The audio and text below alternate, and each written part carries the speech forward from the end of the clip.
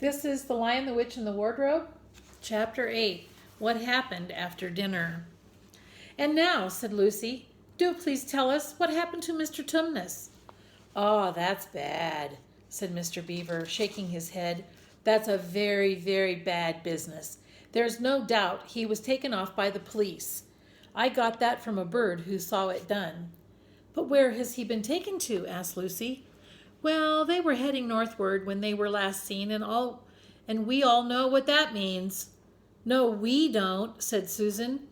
Mr. Beaver shook his head in a very gloomy fashion. I'm afraid it means they were taking him to her house, he said. But what'll they do to him, Mr. Beaver? Gasped Lucy. Well, said Mr. Beaver, you can't exactly say for sure, but there's not many taken in there that ever comes out again. Statues. All full of statues, they say it is, in the courtyard and up the steps and in the hall. People she's turned, he paused and shuddered, turned into stone. But Mr. Beaver, said Lucy, can't we, we must do something to save him. It's too dreadful, and it's all on my account. I don't doubt you'd save him if you could, dearie, said Mrs. Beaver. But you've no chance of getting into that house against her will and ever coming out alive. Shouldn't we have some stratagem? Said Peter. Couldn't we dress up as something or pretend to be, peddlers or anything? Or watch till she was gone out? Or, hang it all. There must be some way. This fawn saved my sister at his own risk, Mr. Beaver, and we can't just leave him to have that done to him. It's no good, son of Adam, said Mr. Beaver.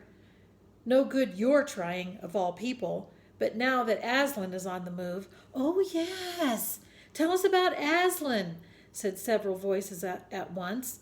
For once again that strange feeling, like the first signs of spring, like good news, had come over them. Who is Aslan? Asked Susan. Aslan, said Mr. Beaver. Why, don't you know? He's the king. He's the lord of the whole wood, but not often here, you understand.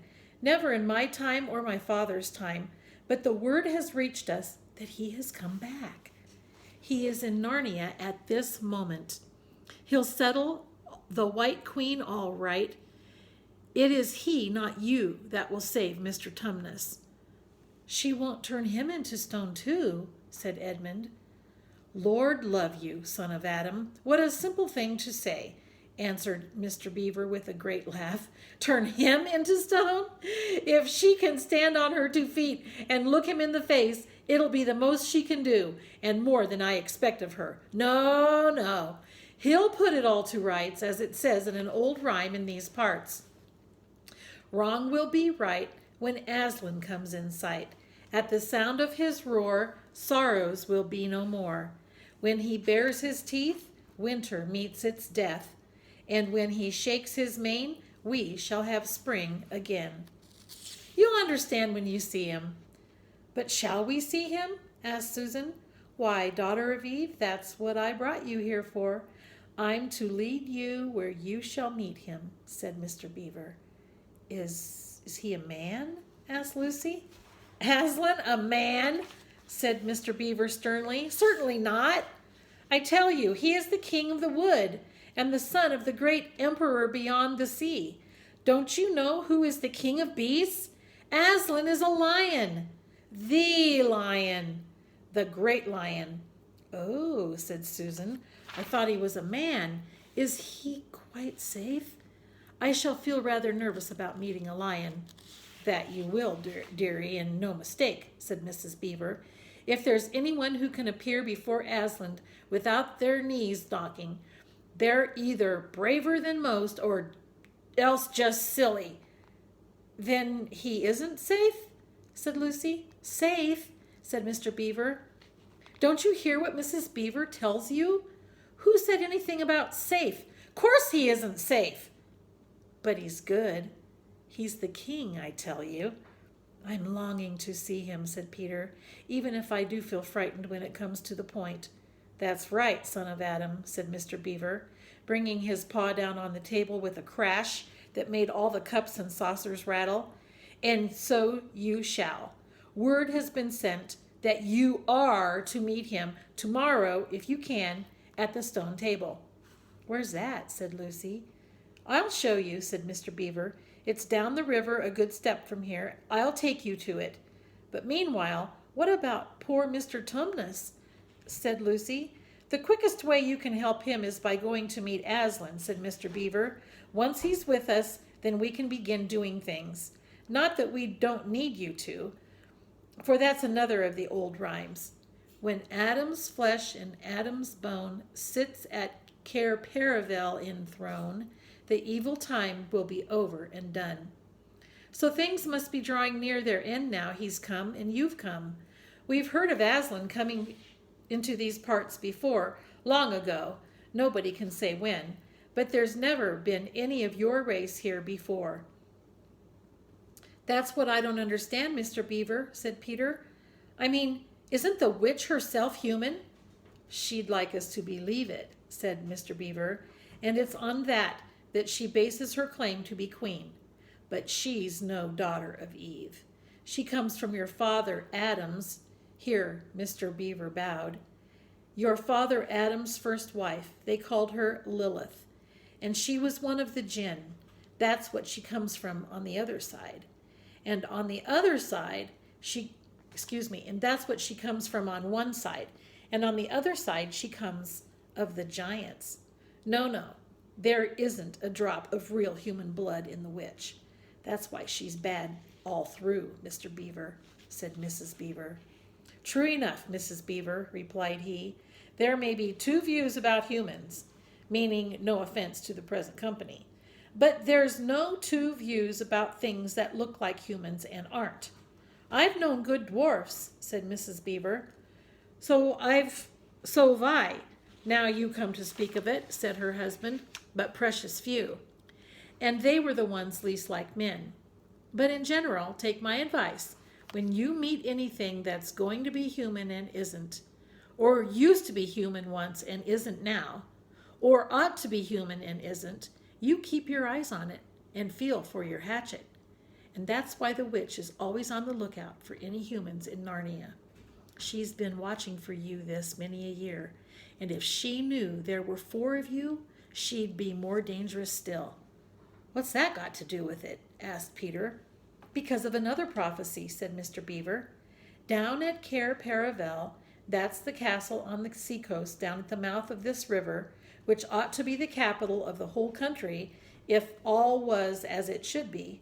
Down at Cair Paravel there are 4 thrones, and it's a saying in Narnia, time out of mind, that when 2 sons of Adam and 2 daughters of Eve sit in those 4 thrones, then it will be the end not only of the White Witch's reign, but of her life. And that's why we had to be so cautious as we came along. For if she knew about you 4, your lives wouldn't be worth a shake of my whiskers. All the children had been attending so hard to what Mr. Beaver was telling them that they had noticed nothing else for a long time. And then during the moment of silence that followed his last remark, Lucy suddenly said, I say, where's Edmund? There was a dreadful pause, and then everyone began asking, who saw him last? How long has he been missing? Is he outside? And then all rushed to the door and looked out. The snow was falling thickly and steadily. The green ice of the pool had vanished under a thick white blanket, and from where the little house stood in the center of the dam, you could hardly see either bank. Out they went, plunging well over their ankles into the soft new snow, and went round the house in every direction. Edmund! Edmund! They called till they were hoarse, but the silently falling snow seemed to muffle their voices, and there was not even an echo in answer. How perfectly dreadful, said Susan, as they at last came back in despair. Oh, how I wish we'd never come. What on earth are we to do, Mr. Beaver? Said Peter. Do? Said Mr. Beaver, who was already putting on his snow boots. Do? We must be off at once. We haven't a moment to spare.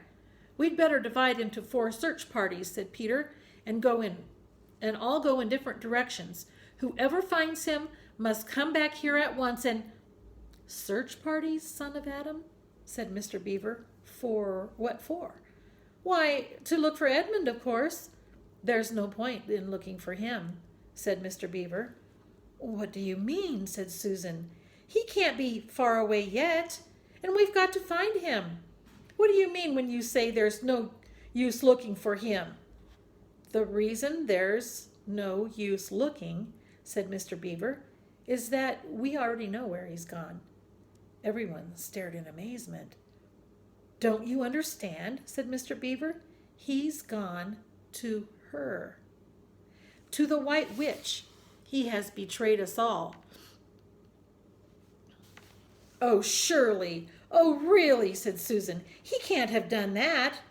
Can't he? Said Mr. Beaver, looking very hard at the 3 children, and everything they wanted to say died on their lips, for each felt suddenly quite certain inside that this was exactly what Edmund had done. But will he know the way? Said Peter. Has he been in this country before? Asked Mr. Beaver. Has he ever been here alone? And yes, said Lucy, almost in a whisper, I'm afraid he has.